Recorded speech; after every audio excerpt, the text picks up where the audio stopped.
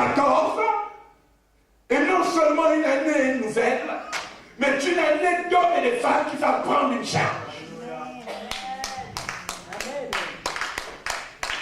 Il y a une étape que tu dois franchir dans ta vie. L'étape de devenir un homme qui gère. Alléluia. Parce qu'avant d'avoir la bénédiction, avant que tu ne demandes la bénédiction à Dieu, tu dois d'abord demander l'esprit de gestion. Si on te bénit et que tu ne sais pas gérer ce que Dieu te donne, qu'est-ce qui va se passer? C'est du gaspillage. Est-ce que nous sommes ensemble? Qu'est-ce que l'apôtre Paul va dire au verset 26? Le mystère caché de tout temps et de tous les âges, mais révélé maintenant à ses saints. Quel est ce mystère? Le mystère, c'est la gloire.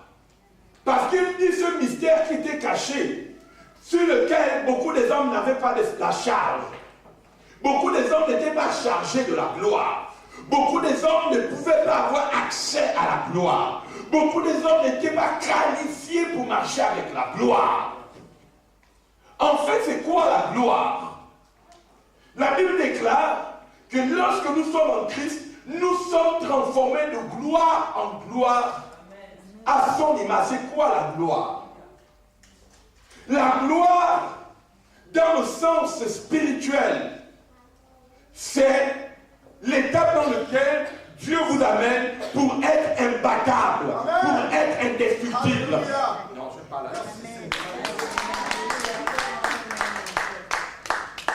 La gloire, et pas ton voisin, la gloire, c'est l'étape dans laquelle Dieu t'amène pour être imbattable.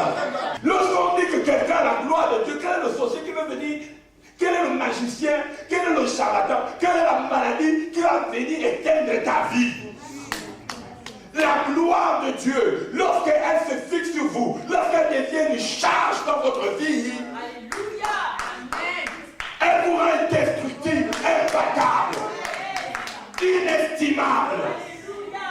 Vous commencez à prendre de l'allure, ce qu'on appelle une posture magnifique. Vous savez, quand les gens ne savent pas vous battre, quand les gens ne peuvent pas vous battre, qu'est-ce qu'ils font? Ils fuient. Quand les gens ne peuvent pas vous battre, qu'est-ce qu'ils font? Ils fuient. Quand une maladie ne peut pas t'atteindre, ça disparaît. Est-ce qu'on peut acclamer le Seigneur?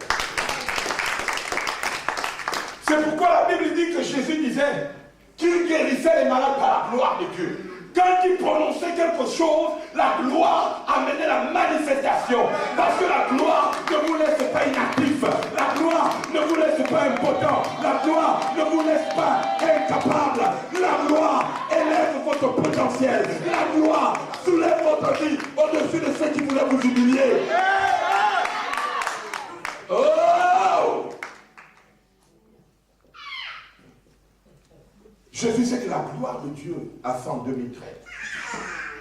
Vous savez, quand vous avez la gloire de Dieu, ce n'est pas vous qui choisissez votre ami. C'est la gloire qui choisit les amis.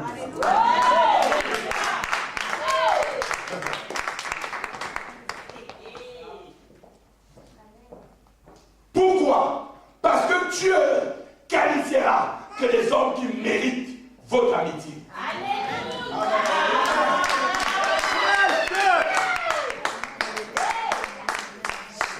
Écoutez, vous savez, il y a deux types de gens. Il y a ceux qui méritent votre amitié et il y a ceux qui profitent de votre amitié. Amen. Amen. C'est vrai ça. Non, mais non, je ne sais pas s'il y a des gens qui ont compris. Ce sont les femmes qui viennent du ciel. Ce sont les femmes qui viennent du ciel. Il y a ceux qui méritent votre amitié et il y a ceux qui profitent de votre amitié. Amen. Et toute votre vie, quand vous serez absent de la gloire, les gens penseront qu'ils peuvent vous battre en profitant. Amen. Mais lorsque la gloire descend sur vous, les calculateurs sont anéantis, les profiteurs sont anéantis. Laissez-moi vous dire ce qui s'est passé en Égypte, dans la parole de Dieu. Et après, nous allons revenir dans le Nouveau Testament. Le peuple de Dieu était vaincu en Égypte. Ils étaient soumis à l'esclavage, à toute forme Alléluia. Parce que l'esclavage, ce n'est pas seulement, l'esclavage, ce n'est pas la souffrance physique, c'est lorsqu'on profite de toi et que tu n'as pas le droit de revendiquer ton honneur, ta dignité. C'est ça l'esclavage. C'est quelqu'un qui vient pour t'exploiter.